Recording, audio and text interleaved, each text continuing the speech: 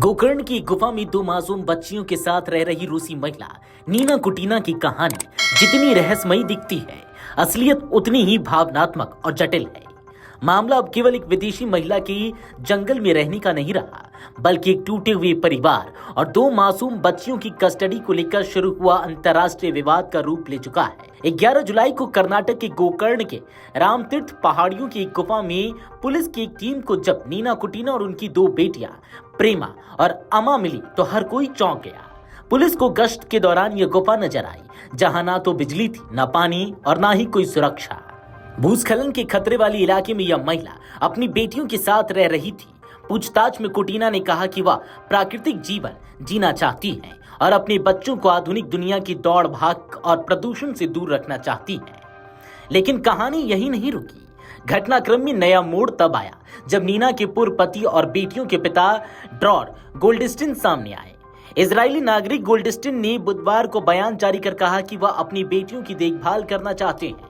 उन्होंने कहा, मैं कोई विवाद नहीं चाहता, मैं सिर्फ अपने बच्चों को हफ्ते में कुछ बार देखना चाहता हूँ, उन्हें गले लगाना चाहता हूँ और उन्हें यह एहसास कराना चाहता हूँ कि उनका पिता भी है। गोल्डस्टीन ने दावा किया कि जब नीना बेटियों को लेकर गोवा से अचानक गायब हो गई थी तो उन्होंने गुमशुदगी की रिपोर्ट दर्ज कराई थी, और अब जब यह पता चला कि वे गोकर्ण की गुफा में रह रही थी तो उन्हें गहरी चिंता हो रही है।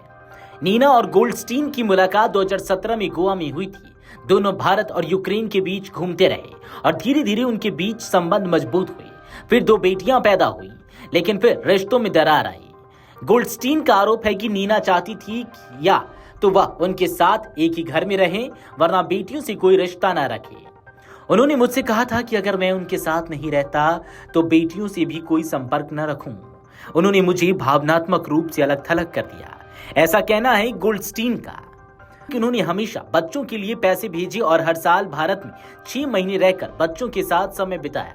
लेकिन इस बार जब नीना अचानक गोवा छोड़कर चली गई तो संपर्क पूरी तरह टूट गया। गोल्डस्टीन का कहना है कि उनकी बेटी अमा भारत में पैदा हुई है और वह भारत की नागरिक हो सकती है। उन्होंने यह चिंता भी जाहिर की कि अगर नीना बेटियों को रूस ले गई तो उनसे संपर्क करना लगभग असंभव हो जाएगा। उन्होंने कहा, मैं नहीं चाहता कि वे रूस जाएं, मैं चाहता हूं कि वे भारत में ही रहें, जहां मैं 6 महीने उनके करीब रह सकता हूं। नीना कुटीना अभी पुलिस हिरासत में और उनसे पूछताछ जारी है। उनकी तरफ से अब तक कोई आधिकारिक प्रतिक्रिया सामने नहीं आई है, लेकिन यह स्पष्ट है कि वे अपनी बेटियों को दुनिया से काटकर एकांत जीवन में पालना चाहती हैं, जहां वे खुद नियम बनाएं और बच्चों को स्वतंत्र माहौल में बड़ा करें। अब सवाल यह है कि इस मासूम बच्चों की कस्टडी किसे मिलेगी? क्या भारतीय कानून इस जटिल अंतर्राष्ट्रीय मामले को सुलझा पाएगा? क्या पिता को साझा कस्टडी मिलेगी या मां को बच्चों को रूस ले जाने की इजाजत दी जाएगी? इस मामले में कर्नाटक की बाल कल्याण समिति की भूमिका अहम होगी। साथ ही विदेश मंत्रालय और चाइल्ड राइट्स से जुड़े संगठनों की भी निगाह इस केस पर है।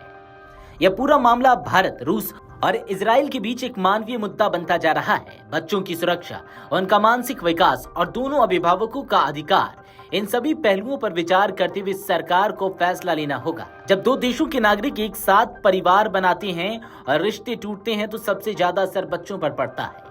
इस मामले में भी दोनों बच्चियां किसी गुफा या कोर्ट से ज्यादा एक स्थिर, प्यार भरे माहौल की हकदार है। Video desk, अमरउजाला.com।